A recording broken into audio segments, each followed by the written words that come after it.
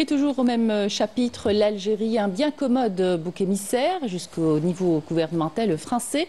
Les voix les plus à droite instrumentalisent notre pays pour mieux détourner leur peuple des véritables responsabilités de la crise qu'il traverse, une crise profonde, selon Yasmina Khadra, qui a récemment publié une tribune dans la presse française. Plus de détails avec Sabrina Khchoud.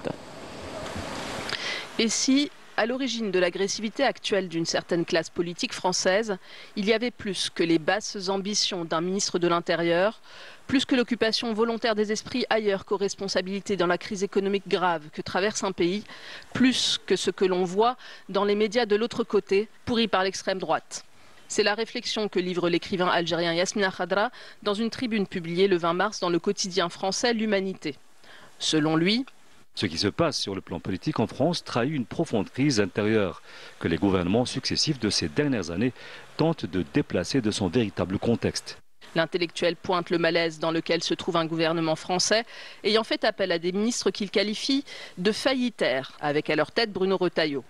Compenser une incapacité certaine à résoudre les vrais problèmes des Français coûte que coûte, quitte à salir un pays souverain, en l'occurrence l'Algérie, désigné coupable sans aucune raison valable. Voilà la stratégie.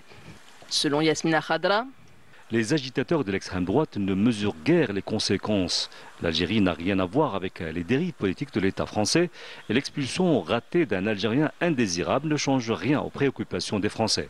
Ce ne sont pas les tribunes incendiaires dans la presse, ni les diatribes claironnantes des va-t-en-guerre, encore moins les plateaux de télé formatés qui apporteraient un soupçon d'éclaircie à cette effarante mentalité de la provocation outrancière.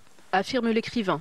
L'auteur algérien ajoute: les Français sont bien accueillis dans toutes nos villes et villages algériens. Ils n'ont qu'à toquer à n'importe quelle porte pour se sentir chez eux.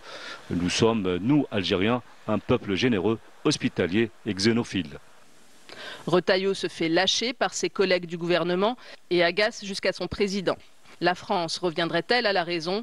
La balle est bien dans son camp et les prochains événements le diront.